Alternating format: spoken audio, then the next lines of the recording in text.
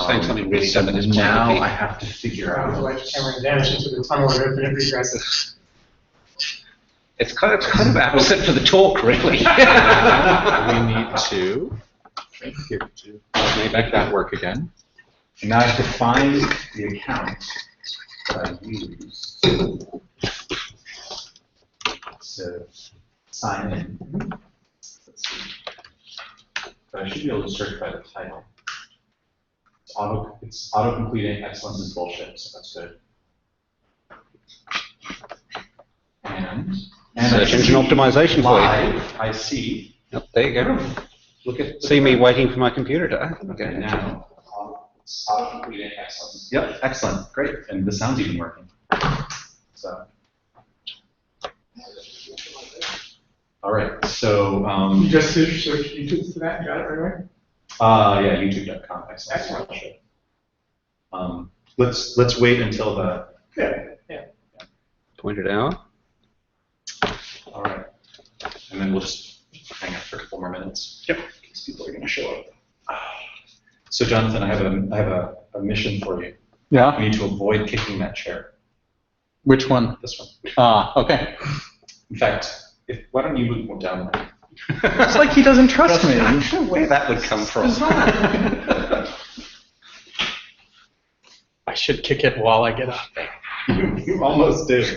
So that's my request. And I don't know if you noticed before, you did actually kick it twice, which is why. Yeah, I know that. Sure. This is a really good, candid camera. Yeah, that's pause. Me at my desk. All right, I'm going to go sit one level Further down.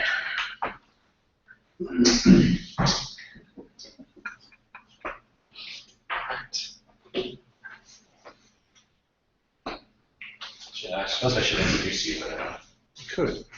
really know what to say. I mean, there's so many things to say. It's always amusing being introduced. You sort of find out what people actually think it is that you do. Or when they're not reading the bio that you gave them. Yeah, well, so there's or the bio that got off the web. There are two sentences that I can always tell when someone's cribbed. So you are a professor of research communications at the Center for Culture and Technology at Curtin University, right? I am. That's true. I think I took that from your About page. Would be a good place to start. Did you post a link to the? Not yet. I will. All right.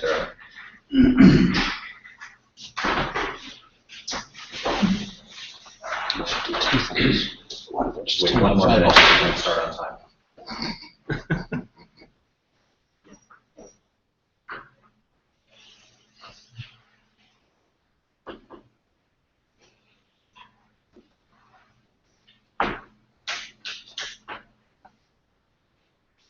How many different screens do we have open to the same thing? thing? Excellent.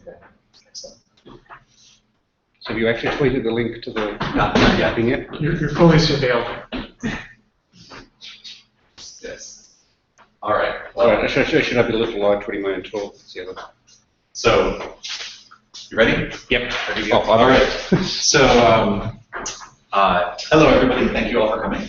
It's my pleasure to introduce Dr. Cameron Neylon today. He's a man of a long history, and I don't know it all, but he's currently at Curtin University in Perth, which is about what I know about where it is. But I've known Cameron now for something like 10, 15 years. Cameron does a lot of stuff with open access, open science, open research, and is one of those people that thinks at several layers of abstraction above most people about the various problems of governance and infrastructure and metrics, or the need for no metrics or the need for better metrics, depending on how you phrase it. And so when he said he would be in the Western United States, I said, great, come on by and give a talk. So here he is. I would just like to say to everybody, the talk is being broadcast to YouTube. So if you will only see Cameron. But if you ask questions, those questions will be potentially broadcast to YouTube. So just keep that in mind as we go on. All right, so Cameron, please. Thank you. Well, thank you for the invitation. That's probably the nicest way anyone has ever said they think way too abstractly about things and don't make any sense to people actually doing real stuff on the ground. So I'm a person who started off in science, moved through technology, and have ended up, oddly enough, in the humanities. So just a question to start with first. Who would self-identify as a scientist? Who would self-identify as a humanist? Okay. Would self-identify as a technologist? Okay, so interesting mix. Who identifies as being offended by my use of bad language?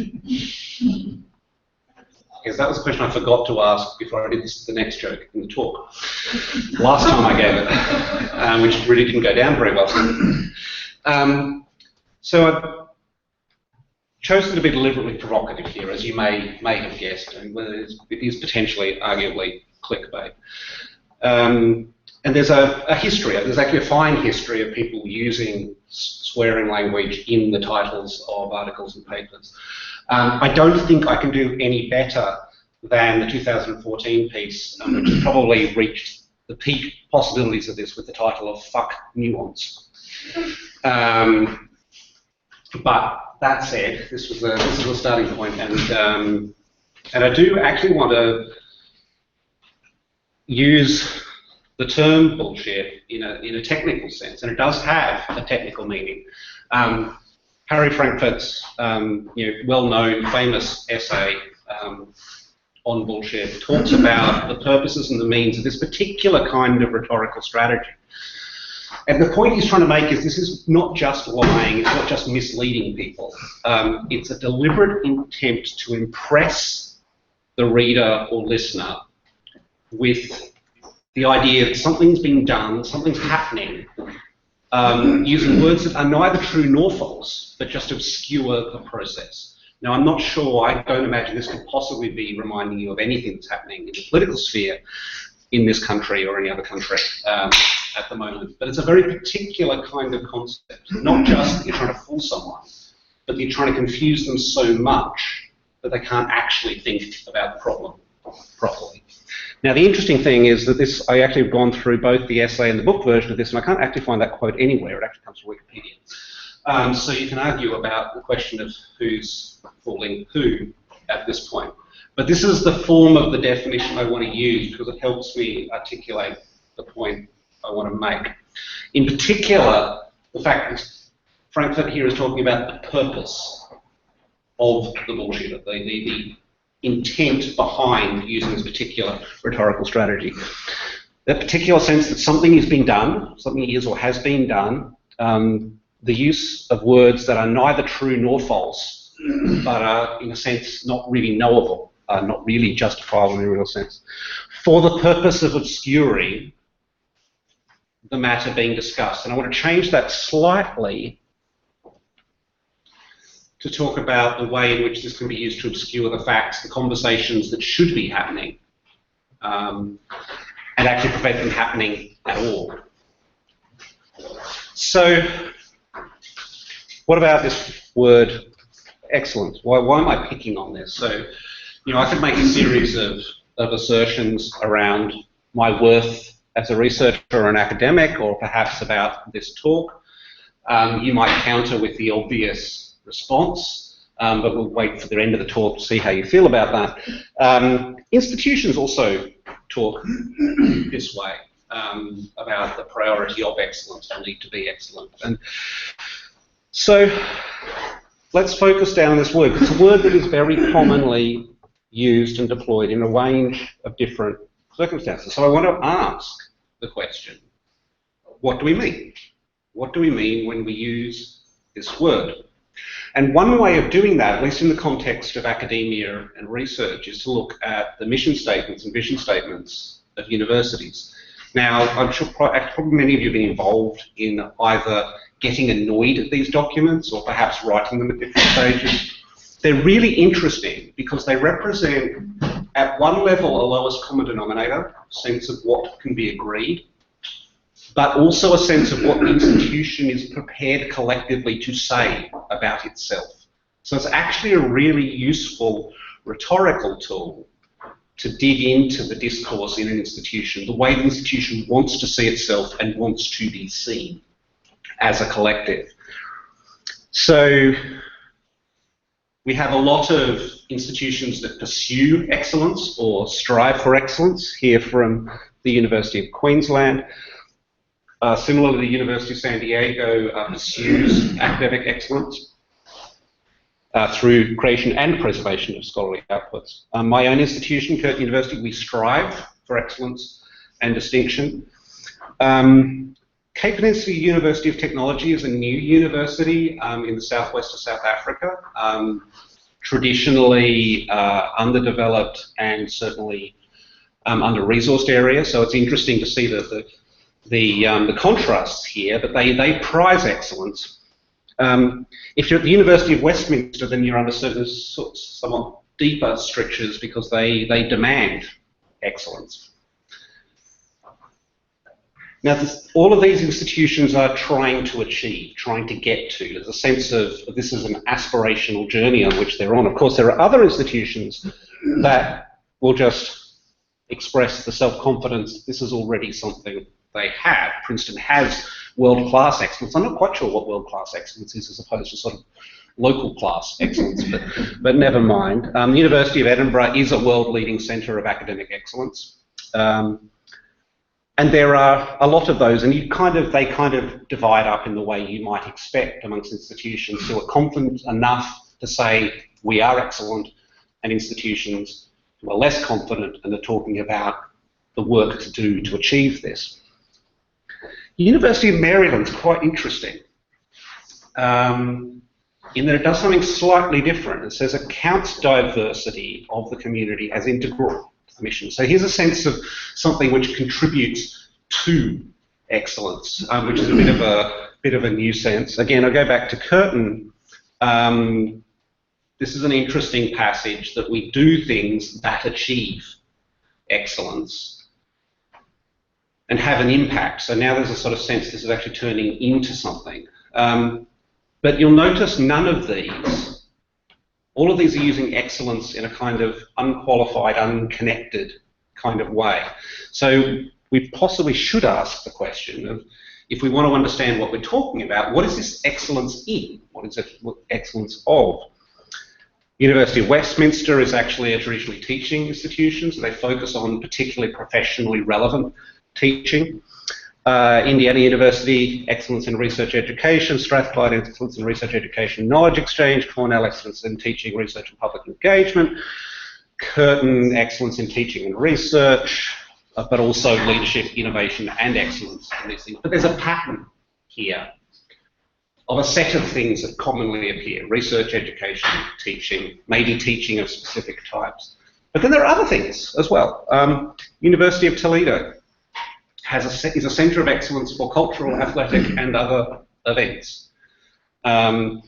Indiana University particularly focuses on excellence in IT services and infrastructure. So we have this term.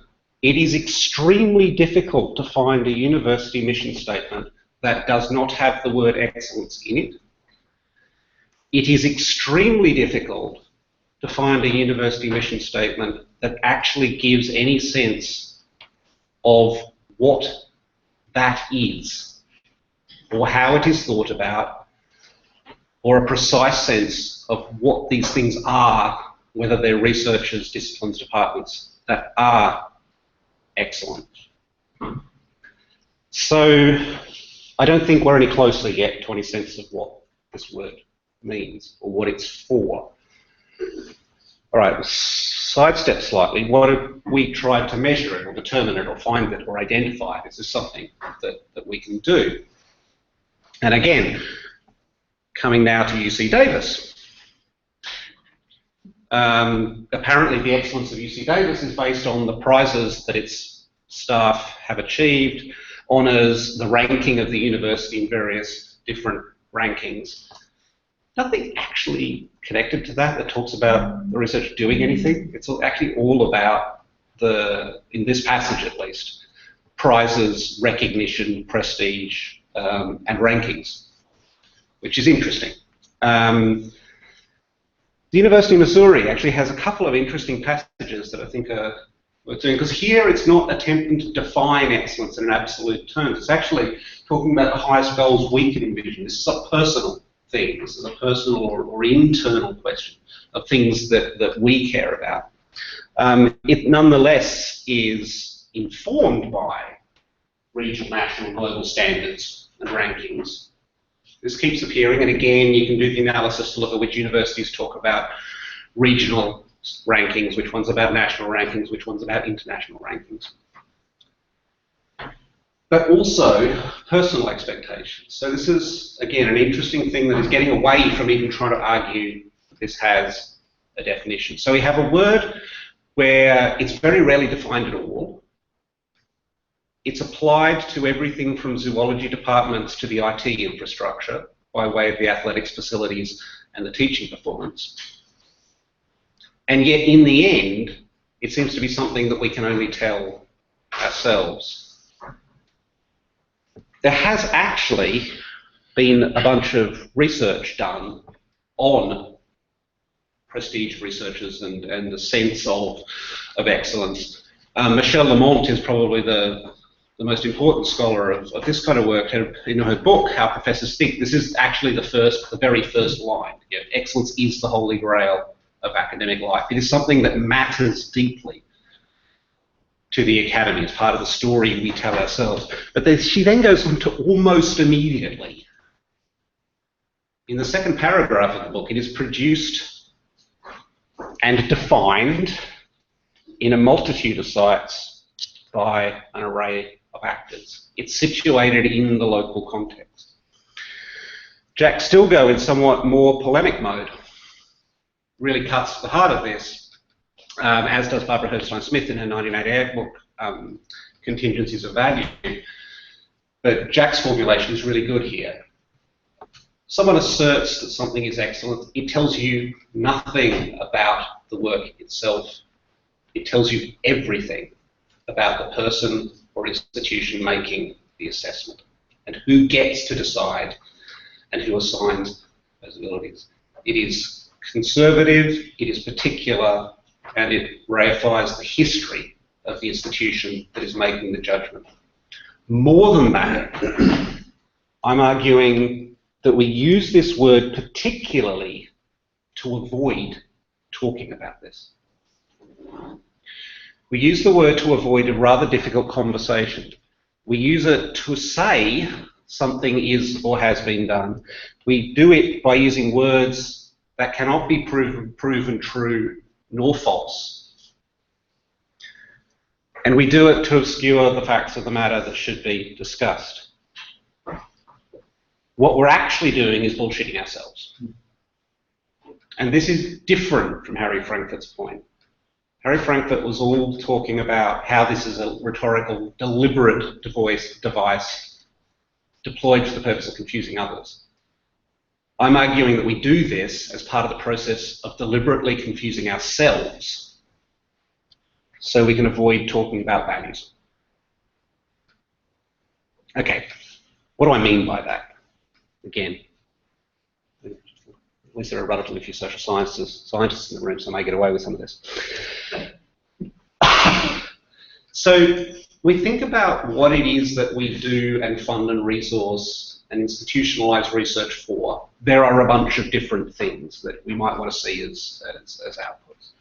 Amongst those is research that supports further research. But education, supporting education is a good thing. Improving health, both preventative health and providing cures is obviously a big thing. Improving the environment.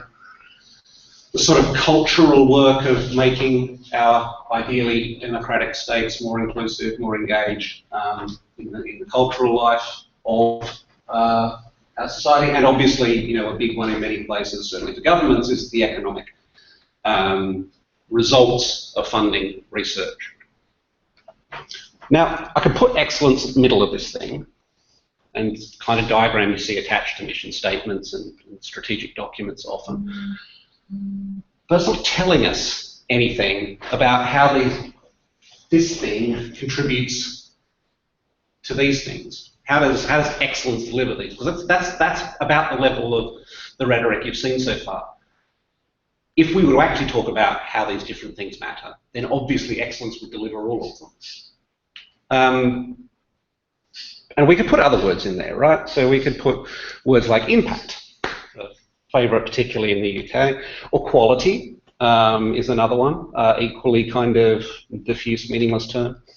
Innovation, not, maybe you might argue that at least there are some technical definitions of innovation that get you away from this, but we can do this. We can say that doing this well, in some sense, leads to all these things, but we're not helping ourselves understand what's going on.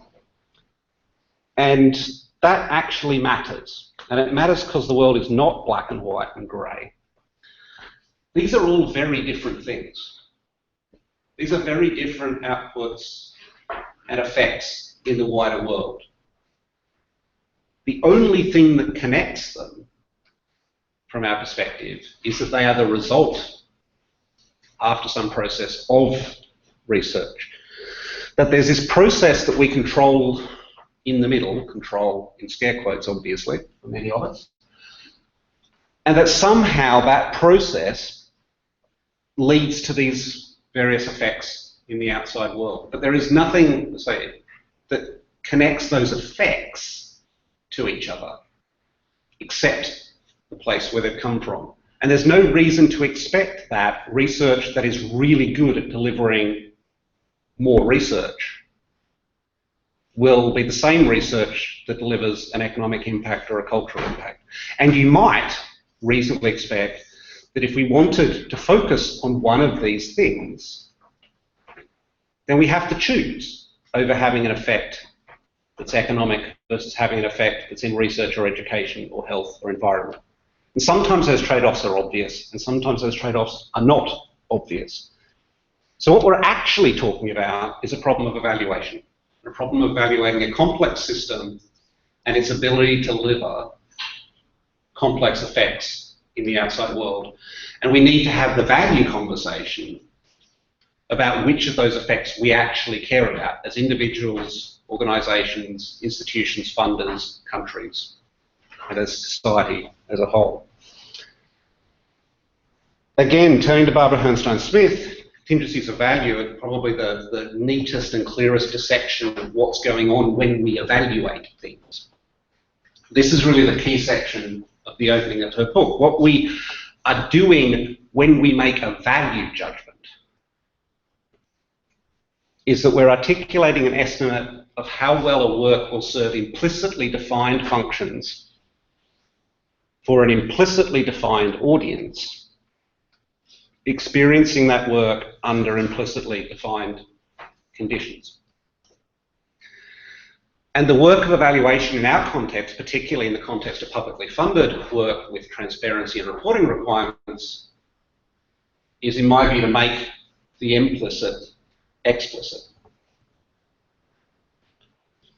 That we need to be explicit about which of these we care about, which of them we can support, how we make those decisions, and whether we have the information we need to make those judgments, which we generally don't. When we use the word excellence or quality, it's almost always done in a way that removes the possibility of having that conversation.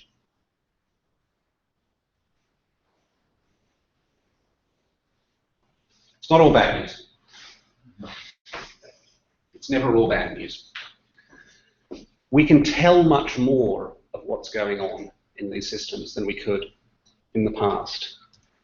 Once upon a time, if you wanted to track how research was going to be used, was being used, was having an effect in the outside world, you were really restricted to those marks that have been very deliberately left behind in the landscape, the deliberate act of referencing previous work, of referring to it, of making a record that this was important. And that was, as I'll show you in a bit, extremely limiting. And to use originally Blaise Cronin's metaphor, sort of adapted by Jason Preem, as everything has gone online, as the process of research and the use of research has been something that happens in an online and digital environment, it's as though there's been a snowfall. And now we have the tracks that have been left behind. Only the tracks, not the actual events themselves. But nonetheless, a view that's emerging as potentially much richer than the view we had before. And if we can use that data, then perhaps we can use it to inform an appropriate and value-led evaluation of the use of research. So if this is the version of the diagram that I showed you before, then it's as though we have these new signals, proxies that emerge from the landscape, the footprints that are left by the digital traces of those using research in other environments. And yes, I'm sort of brushing under the carpet all the issues of privacy around this, which are very important, but are not exactly germane to this particular conversation. Certainly happy to discuss the complications that adds in. And actually, for the first time, I think this is actually really exciting. We have the opportunity to start thinking about whether we can trace these pathways through which knowledge moves from the academy and its site of creation to where it's being used in a way which is far richer and far more informative than we've ever been able to do in the past.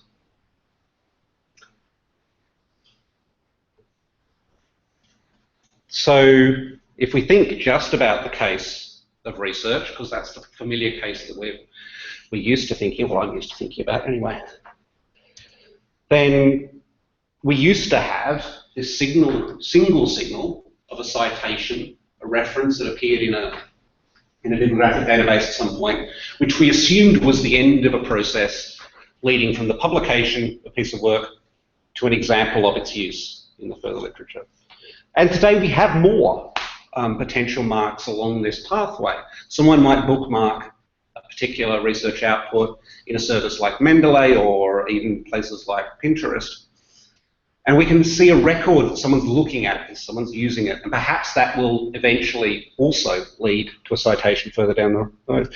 We have the record of social media conversations that indicate that people are exchanging information, exchanging ideas, perhaps referring to each other's ideas.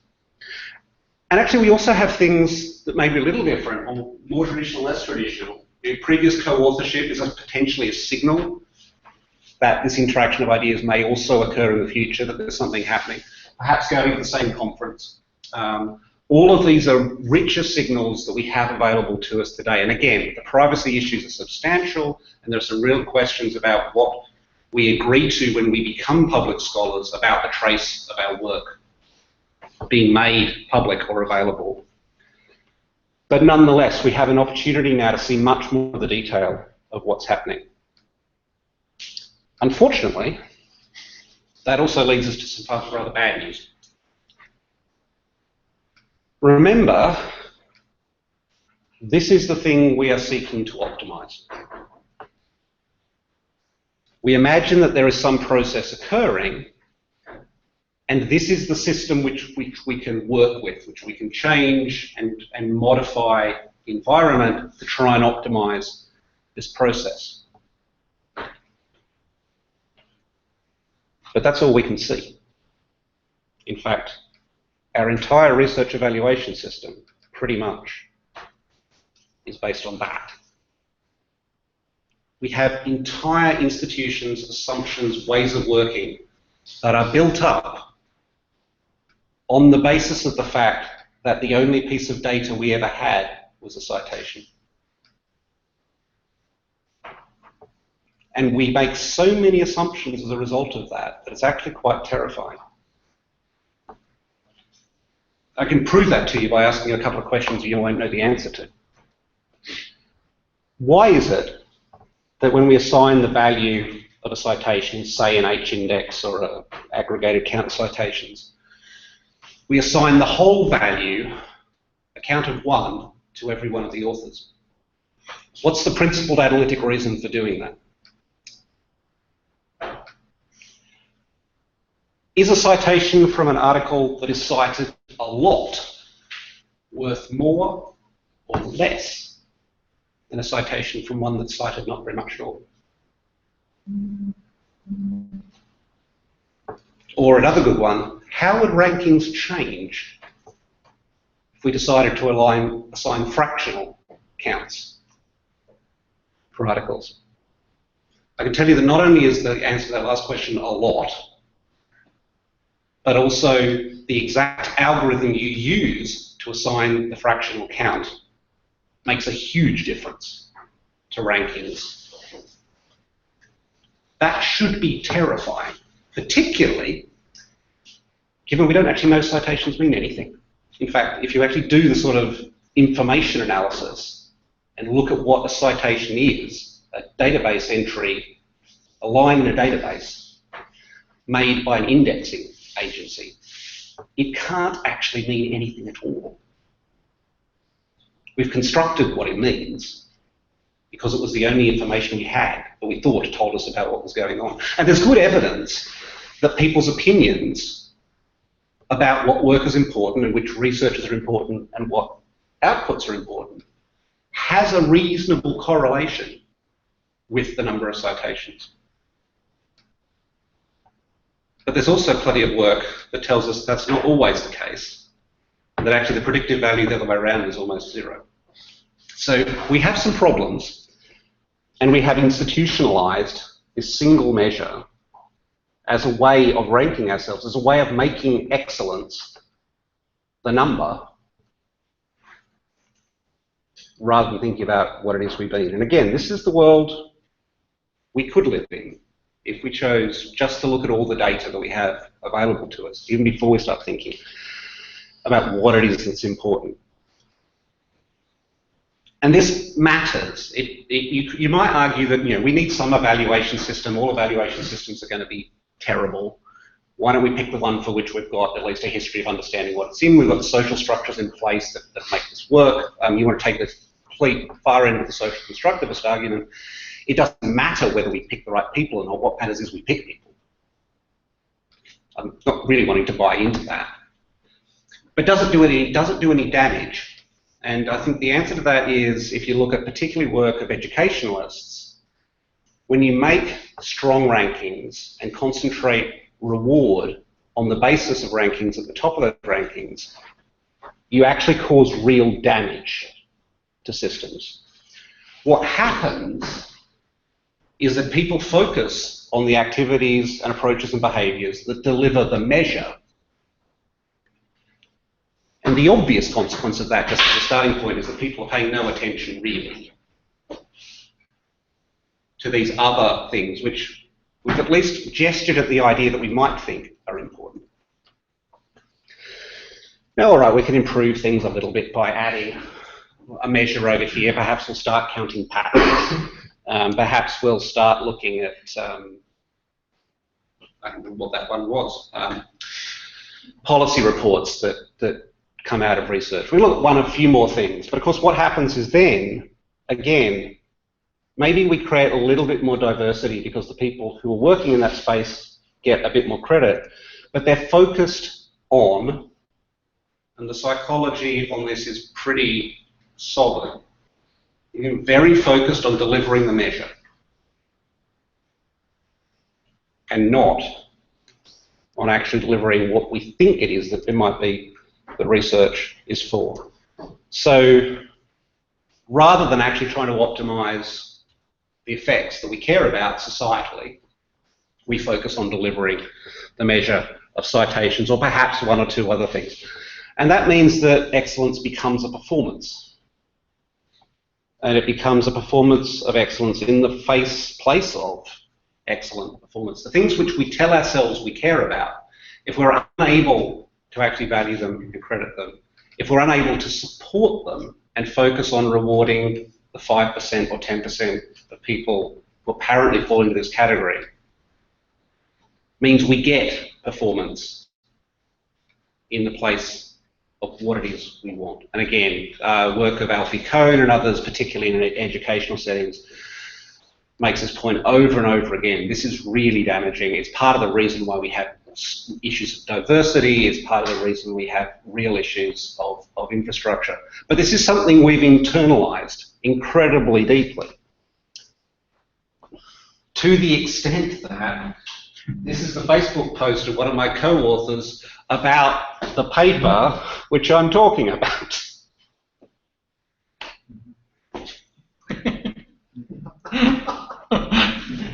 That was an excellent paper. Yeah. It was an excellent paper. It had the highest rate of views of anything ever posted on Figshare. And has already got 3 citations. And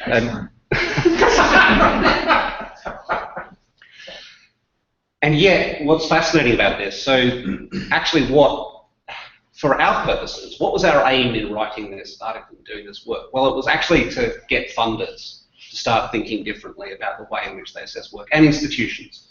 And so I can tell you that the reason why there are so many views is because it got picked up by Hacker News. It got picked up by Hacker News because we had a joke in the first footnote, which people thought was funny. Right? So, and because this is Hacker News, they actually skewed the relationship of views to downloads, because this is a community who doesn't want to go through 2 clicks to get the PDF, so someone posted directly to the PDF. The metrics are way off. Mm-hmm. What matters is the 3 conversations I've had with the head of funding agencies after we posted this. They were interested in it. Now, did they read it because Hacker News picked it up? I don't think so. I'm not entirely sure that the funding agency people in question are avid readers of Hacker News. It may well have picked it up on Twitter, to be fair. And actually, there's an interesting piece of work done dissecting what these different signals tell you about and why this actually really bites them. But we're just as sucked into this counting stuff and picking up big numbers that look exciting and look as though we've made it. We love it as much as anyone else. It's very hard to get ourselves away from trying to find a supposedly objective measure, which I can use to construct a ranking, which puts me at the top. That is the entire way we are constructed as academics at the end of the day. Between that and the desperate fear that someone's going to find out that we're actually rubbish at everything and the whole thing was a mistake in letting us in the first place. Those 2 things really define what it is to be an academic.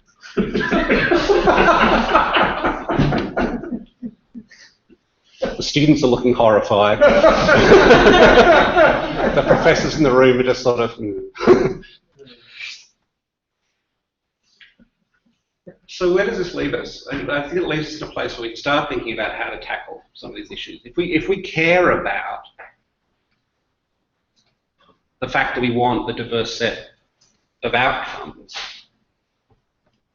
then how can we think about increasing the diversity of our evaluation to reflect the fact that we want different things, to actually engage and enable the conversation, the difficult conversation, the political conversation, about what it is that we value. And again, as people, as groups, as institutions, as funders, as societies, publics. And hopefully that will lead to differences between individuals, publics, institutions, and funders, so that we get a wider range of the kinds of outcomes. And I come back to this piece, which I think is interesting. It's certainly one of the more interesting mission statements that I picked out. But Maryland comes up with a statement: diversity is integral to achieving this. They still don't define it, but it's interesting that inversion. What we're trying to achieve a set of things that we care about, and diversity matters in delivering it. So what do we do? How do we actually attack this? And I don't have any easy answers. These are deep cultural aspects of how we talk about ourselves, how we think about ourselves. You know, the example I showed of our own work, I think, illustrates that fairly strongly. The answer is this is a narrative. This is a story we tell ourselves. The fact that it appears so consistently in mission statements, in the names of institutions and organisations, in the names of instruments and funding calls, suggests that this is a rhetoric, a narrative, an origin story, if you like, that is very deeply embedded in our space, the way we think about it. And the only way we can really shift this is actually to change that. That sounds very difficult, and it is, but I don't think it's impossible. And a different rhetoric a different narrative that we could look at, is to move away from trying to select this top 5 or 10% and look at what's the stuff that's acceptable, what's the stuff that's sound, properly done. That does a bunch of rather interesting things. In the first place, it reduces the risk of this performance characteristic. Because there's a wider range of things accepted and considered sound, there's already more diversity in there. It's also soundness, issues like reproducibility, transparency, good description, proper referencing, coherent language. These are all elements of process rather than attributes of an object. So they're easier things to pin and easier things actually to evaluate. And indeed, if there's anything that scholarship does in the knowledge we create that is meaningful, it comes from the fact that our process of criticism, creation, and communication of that knowledge happens in a social context which subjects it to critique. So we can actually evaluate the extent to which a claim or a communication supports that social process. And that's something that stands some chance of being a little bit more objective in its evaluation. That means doing some fairly radical things, not least, I mean, in a place like UC Davis, I'm suggesting that you not consider yourself as top 5% of institutions in the world, for instance, that that's actually a really bad way to be a productive institution. So one of the ways we can start to shift this is to move away from the idea that there's a top and bottom to this diagram, and towards the idea that what we're trying to achieve is a range of different things, a range of different processes that are supported from an underlying process or platform. Of course, what realistically most institutions look like is this, focused purely on research. And indeed, if you think about the way funding, particularly infrastructure funding, has operated over the last couple of years, you might argue that actually most of them look a bit like this. Very thin layer, spread actually really quite wide. Sorry, very thin layer where each group does its own thing, where everyone wants to get them the instrument, the institute, the whatever it is. So what would happen if we started to think about an underpinning layer that supported that? So a set of infrastructures that supported sound research. If the university was a platform that provided a base layer of services on which people were free to build the kinds of things that they want based on the concerns they have in the outside world. And this is interesting because arguably the value of a university institution is in the diversity of perspectives of the researchers within it. If a university is just focused on delivering one thing, then it may as well be a company. There's got to be something in the community of a university or institution that is particular to its value. And I think the idea of using the interests and skills of scholars, of experts, God forbid, to help make the difficult decisions while providing the platforms underneath that make it possible for people to explore those ideas is actually quite compelling. And then we can start to actually ask the question of how we might evaluate all of these different pathways. We don't have the money to resource all of these things, or indeed even to build all of these platforms. We have to make choices, there's no question of that. But we can make those choices based on more data than we've ever had before, more information, but in a way which explicitly forces us to express the values,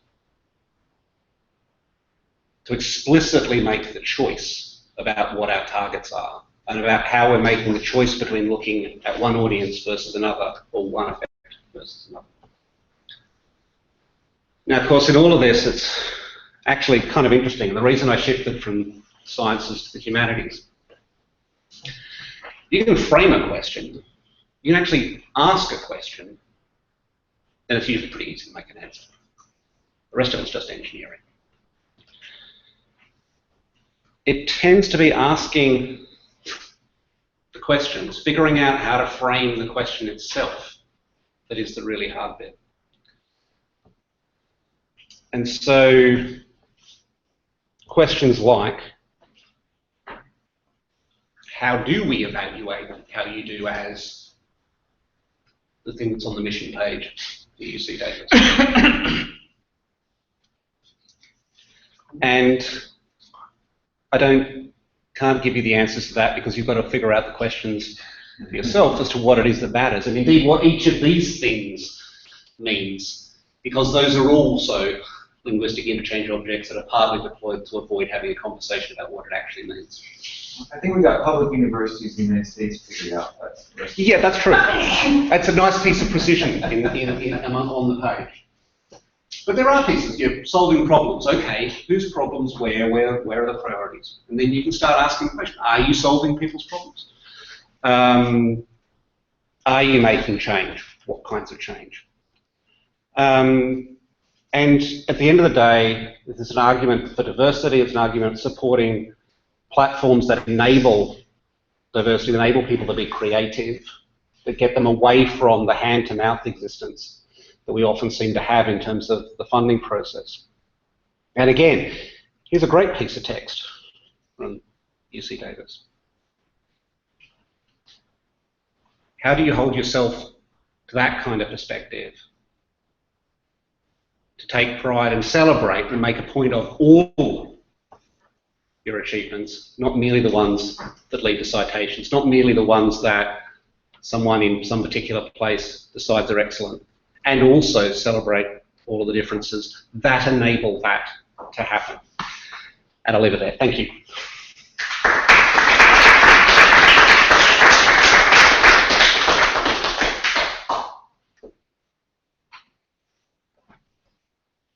Now, the obvious response is, that was.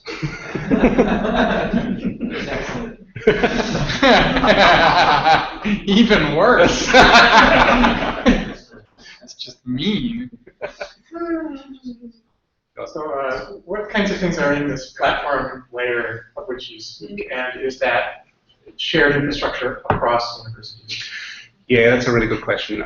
So with Jeffrey Builder and Jennifer Lin, we wrote a set of principles for open scholarly infrastructures, and then that led to the question, what is infrastructure? And we quickly divide that down to what is it that we mean by infrastructure, what is it that we care about. And so there's a base layer here, sort of storage, identifiers, discovery, metadata, and things we call assertions, but essentially the links between. So one could very easily imagine a shared real base layer that would actually make a lot of things a lot easier. So for instance, a lot of model organism databases struggling to stay afloat. They are desperately looking for a range of different sustainability models. Interesting to pose the question, if they didn't have to worry about the storage layer, how much cheaper could their operations be? How much easier would it be for them to raise the layer of the marginal funding they need on top of that? And I don't know the answer to that question. I think it's very clear that we could save a lot of money by putting in a global base layer infrastructure. The politics of that are essentially untenable. That said, there are good arguments for sharing across institutions.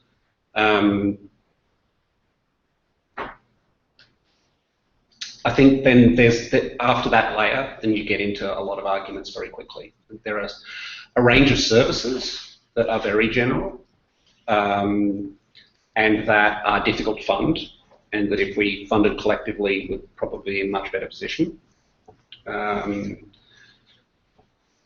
And some of those are general, and many of them are currently discipline-specific. It would be really valuable to try and tease apart how much of the discipline-specific stuff is reinventing the same wheels, and how much of that reinvention matters because of historical and social reasons. But I think we probably want to keep it as thin as possible. You want to keep the infrastructure layer as small as possible and as general as possible.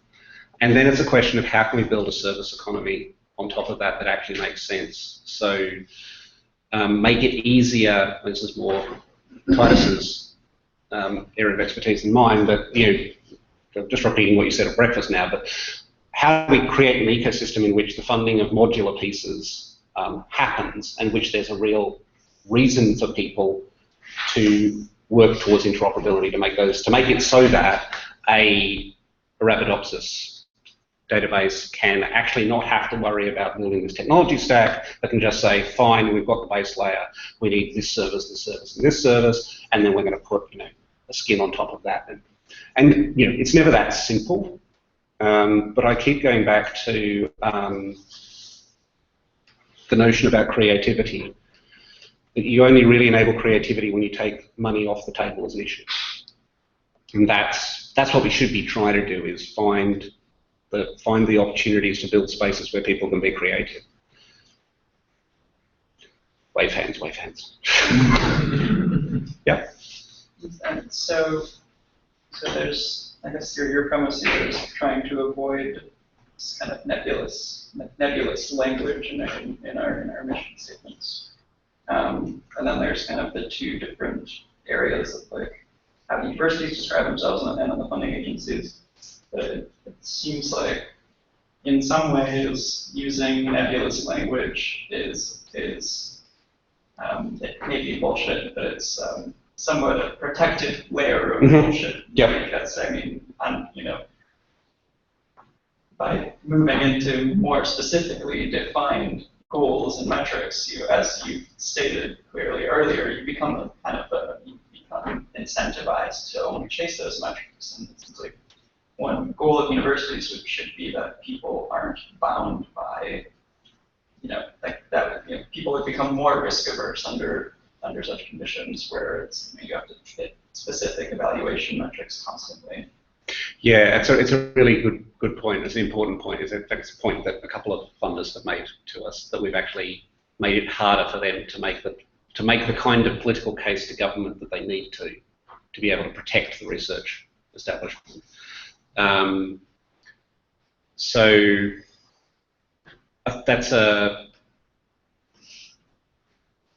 there are a set of language games going on here, and one of them is the way that the community as a whole, broadly defined, has decided that we're going to get behind this thing and use it and deploy it very deliberately as a way of protecting our systems from direct political interference from the top.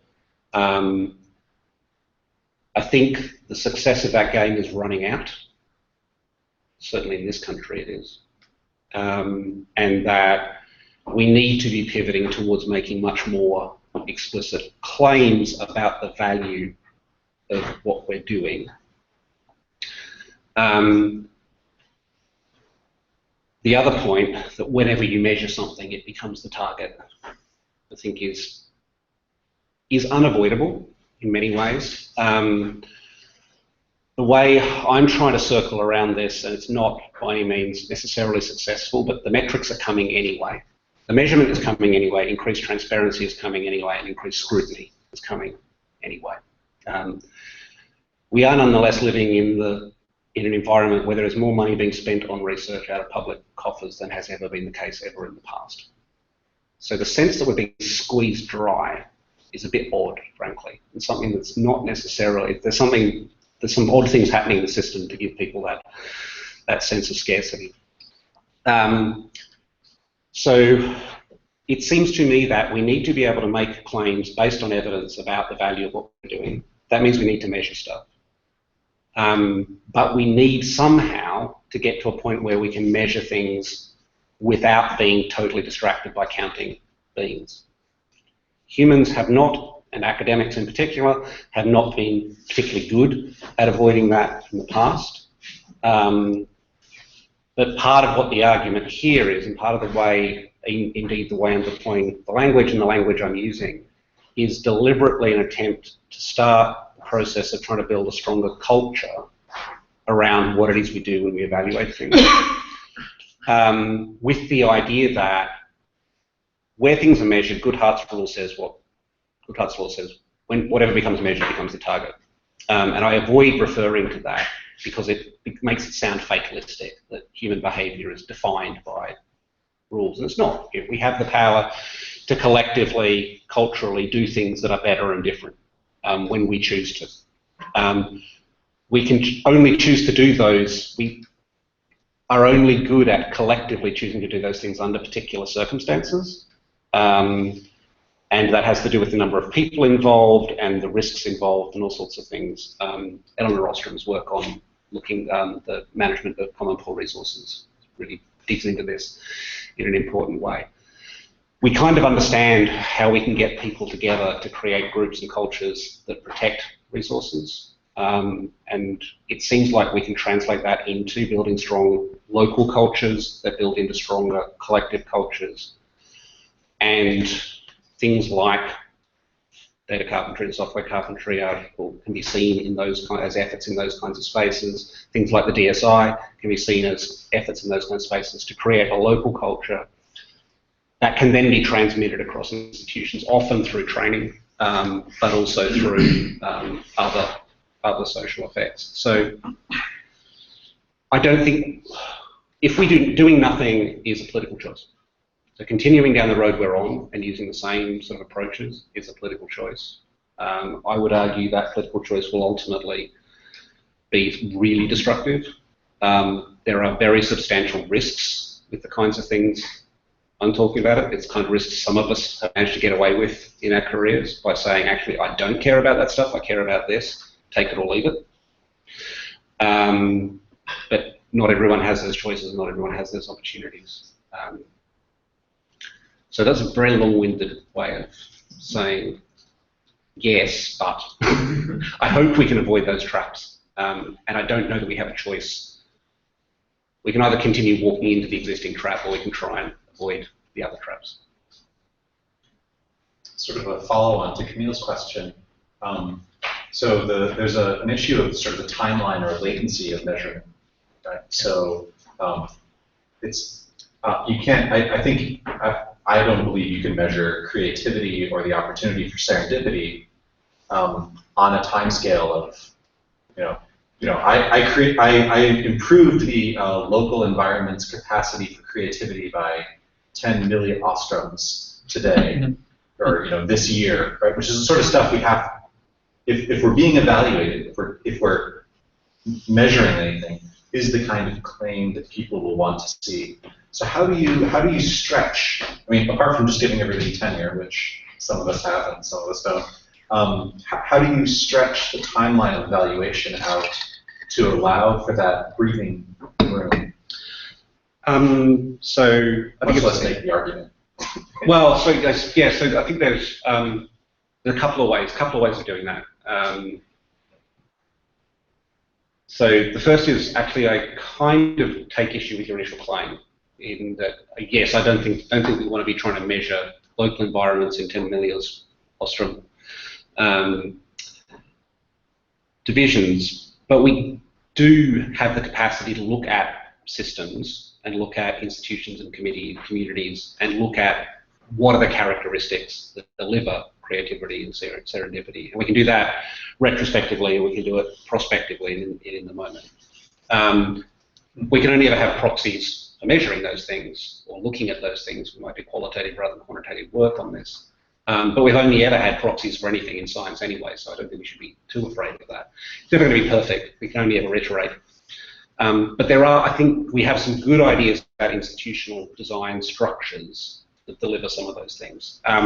Unfortunately, as you say, those things are security, resourcing, space to think, time, and the capacity to reapportion resources rapidly in unusual ways, which are not things that are characteristics of a modern research institution. So how do we go about changing that? Well, as you say, we could give everyone tenure. We could put everyone on medium-term contracts, do the opposite. But I think the key probably lies in something that's somewhere in the middle, which again is thinking very carefully about what resources could be shared and therefore used more efficiently across different communities and across different institutions. And and then looking at, because we know that, I mean, equally, tenure may be a support for creativity, it's also a support for dead wood, that, those things cut both ways. And I've seen both in institutions I've been in, block-funded institutions, where you have the people doing the amazing speculative stuff that might work in 20 years, and the people who are still turning the same handle they've been turning 15 years ago as an undergraduate student. So that cuts both ways as well. I think we have to actually study institutions. We have to study the design of institutions with the intent of doing the best we can. And at the same time, we have to figure out how to make the political argument about the kind of changes that's going to lead to, and that's going to be tough. Because it's not going to fit very well with the existing structures of resourcing and funding and hierarchies and power. Which again, sorry, no answers, but some of the questions we might ask to get further along the road. So what do you think about just totally screwing with the metrics that are out there and making them less useful? I don't think it'd make any difference. They're already not. I mean, they're not useful. Yeah, no, I mean more obviously gamed. More obviously broken and wrong. I don't know. It feels like, particularly with the impact factor, it feels like that's what we've been doing for the last decade. And we've made enough progress that people are generally embarrassed to admit that they're using it, but we haven't stopped anyone. I mean, it's the use of the impact now. Rehearse this argument with this group, but it doesn't measure, to the extent that it measures anything at all, it doesn't measure the thing that people want to measure, it doesn't measure it with the precision necessary, it doesn't measure it with anything like the accuracy, and it's not accurate, and it's unreliable, and it's meaningless, based on a meaningless measure in the first place. So I'm not sure what more we can do to make it look silly at this point. With things that are less embedded, so the H-index is an interesting case here, actually. So H-indexes initially got a lot of traction, a lot of people very interested. I feel like we're kind of hit peak H-index now, and then there was this sort of explosion of normalized H-indices when people started to realize that's a bit of a weird kind of thing, isn't it? And so things that are less embedded are easier to challenge. That said, you don't need to look at the pickup of, Twitter's a great example. Twitter is an incredibly rich source of really looking deeply into who's talking about research and why and what's going on and how it's being used and where it's going. And you can do amazing things, but people want the number on the donut. The fact that there are however many people tweeted that article, and so some number of hundreds, utterly meaningless. Utterly useless. What matters is there are 5 or 6 people with a massive reach who tweeted it, and that actually tells you something about who might be looking at it. So I would love to get to a place where numbers were banned. Really interesting point. I've just done some work on citations for a UK agency, references and citations. I'm supposed to make that distinction now. It's not at all obvious that a citation is a countable object. Not at all clear that it makes sense to add them together. And yet this thing happened, and we make these numbers. Every time a number appears, we like numbers. We like numbers because they create rankings. Like rankings because if we find enough of them, we'll find one of them that we're at the top of. So I'm all up for it. Various people have been doing that kind of work. The work on getting people to publish distributions of citations rather than impact factors. Just the continuing work of getting people more embarrassed to admit they're using impact factors is valuable. I don't think it's enough. If we could bring the whole system down, if we could render Thomson Reuters inoperable, now that would be interesting. So if anybody's got about $1.5 billion, it's up for sale. We just buy it and shut it down. That's definitely would be an interesting intervention in the system. You could leave the indexing and discovery side. They might have some credit. We've done very badly at convincing people of things that should transparently, obviously be rubbish. Last spot.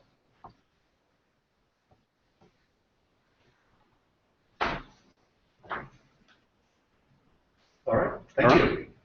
Thank you.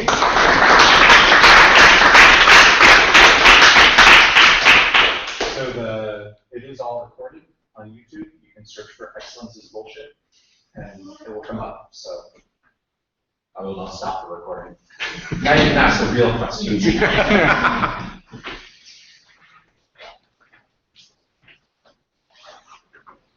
I'll wait until you turn it off to ask how long it's going to take YouTube to de-index it with swear words. Do they actually do that? I have no idea. It's an interesting question. Yeah. Guess we'll find out. They certainly shut things off for other reasons. One's one with approval.